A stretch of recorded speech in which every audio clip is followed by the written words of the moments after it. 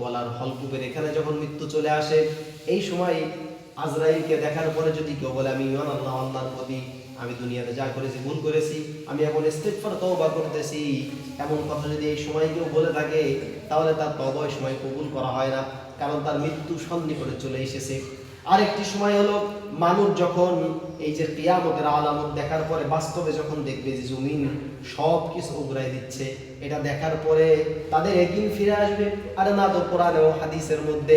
যা কিছু শুনেছিলাম আসলেই তো সেগুলো বাস্তব, সেগুলো বাস্তবে বাস্তবতা যখন তাদের চোখের সামনে চলে আসবে, তখন তারা আল্লাহ তাআলার উপর ঈমান আনবে, যেমনটা ঈমান এনেছিল ফিরআউন। আমরা ফিরআউনের ঘটনা জানি, যখন ফিরআউন নীল নদের মধ্যে ডুবে যাচ্ছিল, ডুবে যাওয়ার পর 2 চুবানি 4 চুবানি খাওয়া হয়ে গিয়েছে,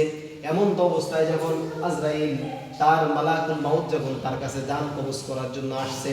তখন সে বলতেছে আমি মুসার আল্লাহর উপর ঈমান আনলাম,